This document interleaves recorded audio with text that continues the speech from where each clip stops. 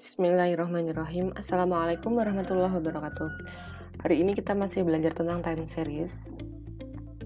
Minggu lalu teman-teman sudah mempelajari tentang konsep dasar ya, time series itu apa, terus contohnya apa. Kita review sebentar.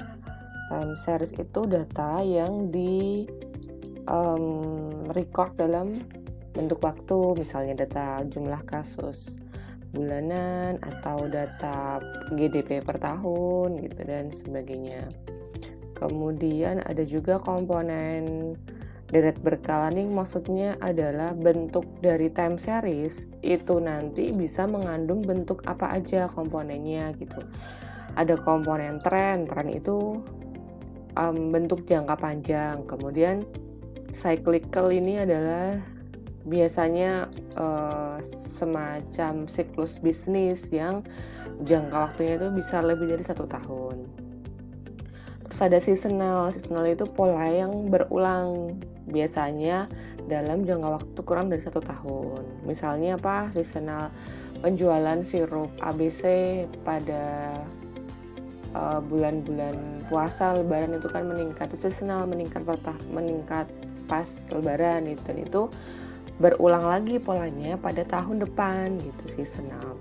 Terus kalau irregular itu komponen dalam data time series yang nggak bisa diprediksi karena dia tiba-tiba ada karena suatu hal, misalnya karena ada krisis atau karena suatu epidemi, karena ada pandemi di negara-negara di dunia gitu.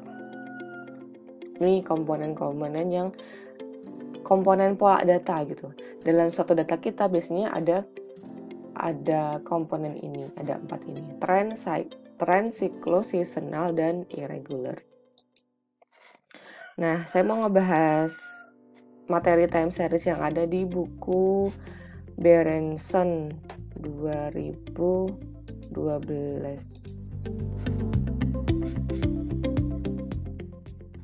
Ini bukunya Basic Business Statistics. Di time series forecasting ini, kalau di buku ini bab ke-16 ya, tapi kalau di kita masih di bab awal, terus saya kasih materi ini soalnya kalau di buku ini mungkin dalam banget, tapi nanti kita ya cukup singkat lah. Gimana sih time series forecasting itu caranya gimana? Forecasting itu memprediksi, terus pola data itu seperti apa gitu. Nanti kita coba analisis time series pakai Excel.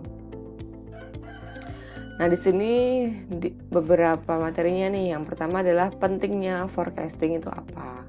Terus component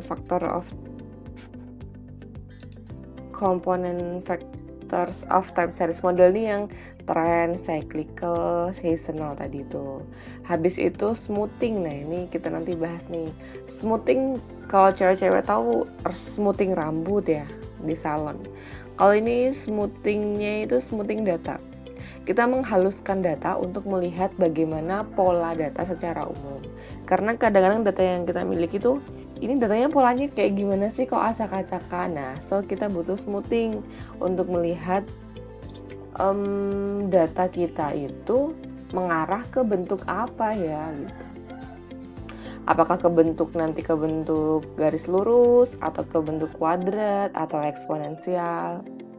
Kemudian fitting itu kita bikin model untuk data yang kita miliki.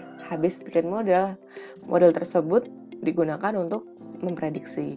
Model itu apa? Bukan model cewek-cewek, cowok-cowok cakep gitu ya. Model di sini adalah persamaan fungsi matematis. Nah, model tuh itu persamaan fungsi. Kemudian ini ada modeling autoregressive, saya nggak ke sana. Ini ya agak advance materinya. Terus ini ada cara memilih. Nah, model time series ini ada macam-macam nih. Ada linear trend model, ada quadratic model, ada eksponensial model gitu. Terus mau pilih yang mana? Nah, ini ada beberapa cara analisisnya dengan melihat analisis residual. Residual itu adalah sisaan atau error. Bagaimana model itu salah gitu. bagaimana prediksi itu salah dibandingin sama data aktualnya. Kita pengennya residual tuh minim. Kalau residualnya minim berarti hasil pemodelan kita itu mirip sama aktualnya. Aktual itu data yang asli. Itu kalau model itu data yang kita prediksi berdasarkan suatu persamaan matematis. Oke, itu terus nanti di akhir akan ada tugas atau kuis ya. Terus seperti biasa untuk mengecek, untuk mengkonfirmasi pemahaman teman-teman. Oke, di sini pentingnya the importance of business forecasting. Forecasting atau peramalan. Nah, kalau di sini kita nggak pakai ngeramal pakai kembang, pakai hal-hal yang berbau mistis ya. Kita di sini ngeramalnya ngeramal ilmiah.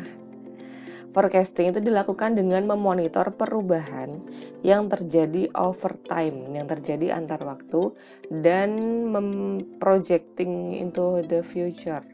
Dan kita meramal bagaimana perubahan ini tadi di masa lalu terjadi lagi di masa yang mendatang. Nah, forecasting itu biasanya digunakan baik di sektor yang profit maupun yang non-profit sektor dalam ekonomi.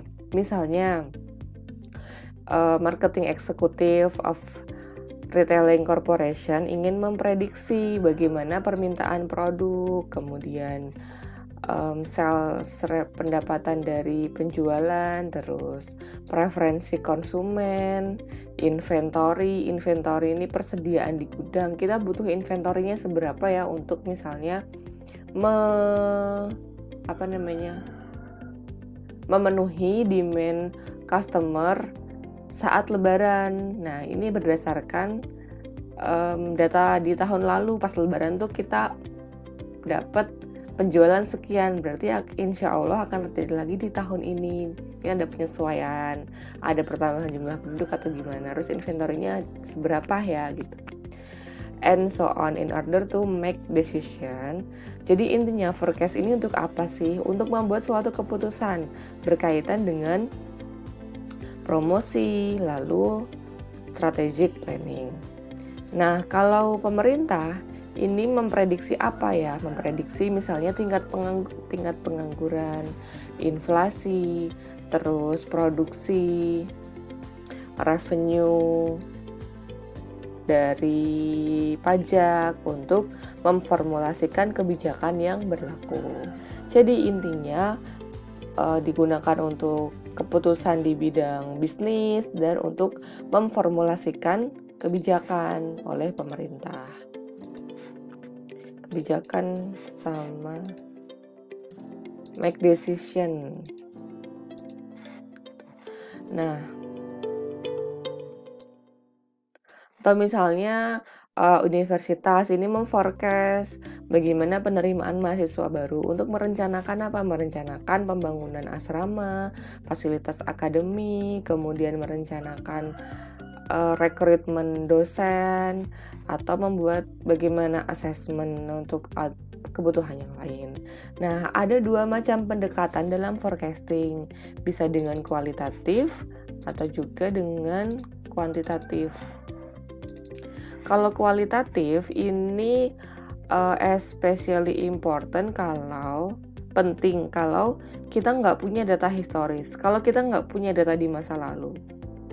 Kita pakai kualitatif forecasting ini subjektif oleh para pakar gitu, karena nggak ada data, jadi tapi mau nggak mau kita harus memprediksi di depan gimana ya gitu. Kita perlu pendapat subjektif dari pakar. Kemudian forecasting yang kuantitatif itu menggunakan data historis.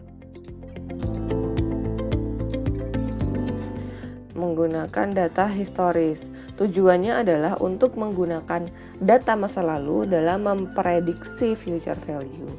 Nah, metode kuantitatif ini pun dibagi lagi menjadi dua. Ada time series sama kausal. Tapi kalau yang kita akan bahas itu yang time series. Kalau yang kausal ini nanti di mata kuliah ekonometrika. Nah, jadi time series analysis di sini kalau kita petakan itu masuk ke dalam metode forecasting yang kuantitatif. Salah satu metode forecasting yang kuantitatif. Ini komponen faktor dalam time series model yang seperti kemarin sudah kita bahas.